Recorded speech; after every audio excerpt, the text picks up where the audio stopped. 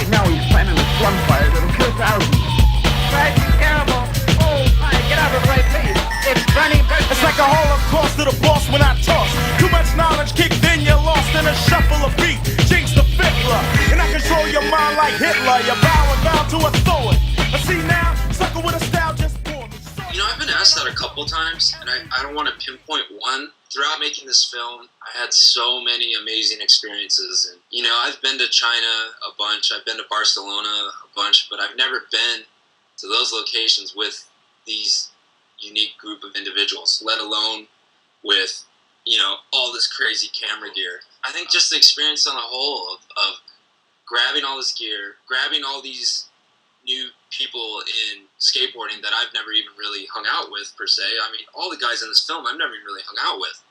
And they kind of just all gravitated towards this film and just traveling the world with all these guys. You know, before it's always been about making these team films, but this felt like a team film without a team, and all these guys were coming together and knew that we were part of something special. It's like we almost made our own little band of brothers, man, and we just traveled the world and made this film. The guys at X Dubai were amazing, man. Everything those guys brought to the table, it was a dream come true, man. It was just insane working with those guys, and everyone over there was so cool, and those guys were so awesome to work with. From there, and, you know, going to Brazil and seeing Tiago and Formiga and Wilton and all those guys, you know, Alex Carolino, seeing the Brazil guys just kill it.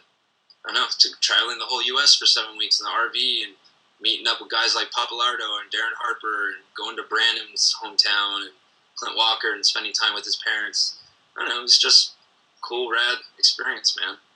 I've been friends with Jamie forever, and I lived down in San Diego when Jamie skated for Invisible, and he was starting to like really push the boundaries. And then that era of Welcome to Hell, when Jamie was like jumping on the craziest rails, was insane.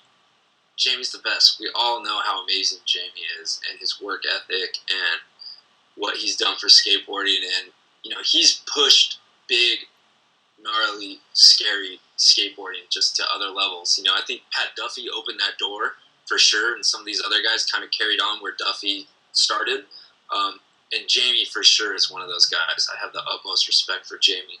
And we lived in San Diego. We'd always see each other around, and, you know, maybe we'd be at a spot and I'd help Jamie film a trick, but we never worked together on a project. And I knew going into this project, I wanted to have Jamie involved. I wanted to have so many people involved, but ultimately they were all busy.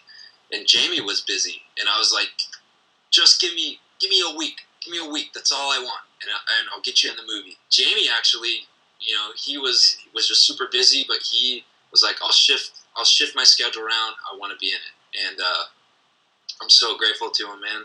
I think there's things in this film, you know, when someone does the best trick ever at the premiere, and then all these people are clapping.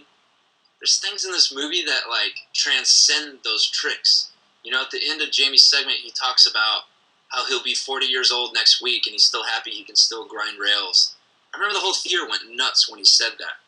You know, or Brandon White, the deaf skater, he talks about you don't need hearing, you have skateboarding, and it feels like music to him, and we're all the same. And people went nuts clapping for him. You know, it's like, that's when you know you're doing something right with a film, where people are clapping for things other than the tricks.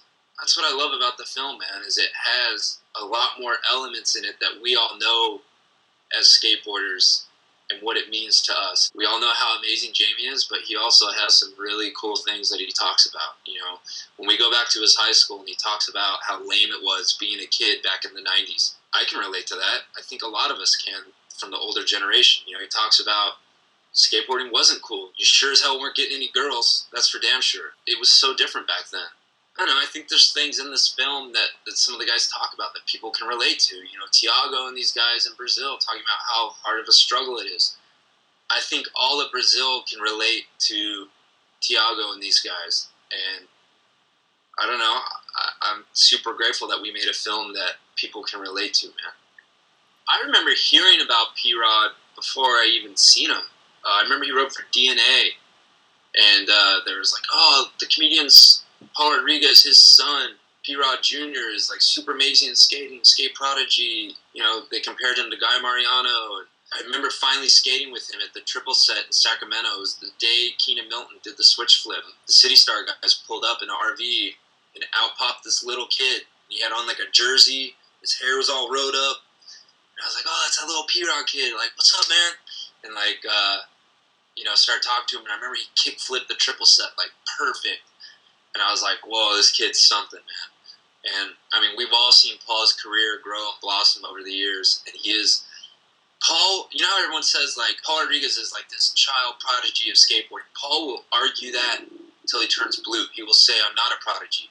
I spent hours and hours and hours and hours and hours practicing. And to this day, he still, like, spends hours and hours practicing.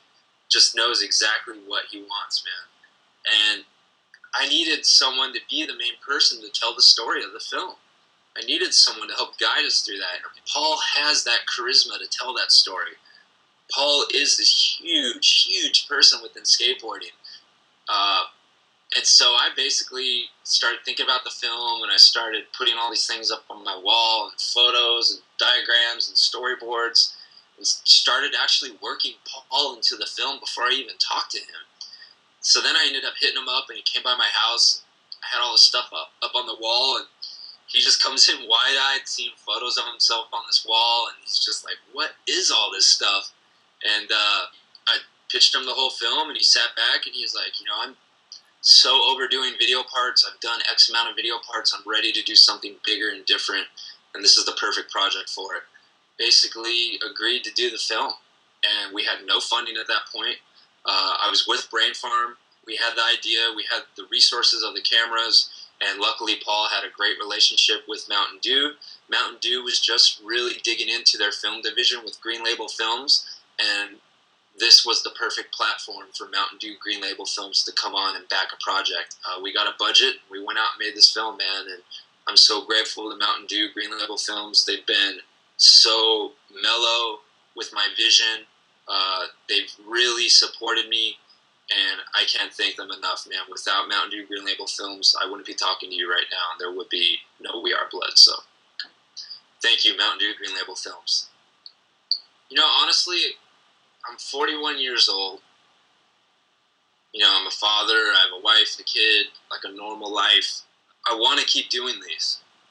And this film for sure was the one that was in my head that I wanted to get out. And it feels really good making this film. But at the end of the day, I do want to keep doing more of these. This film, honestly, is just the beginning. No one's ever done a skateboard film of this scale. And now that I have done it, I think I can go into another one of these with my head screwed on a lot tighter. And I think I can make one even bigger and better than this one.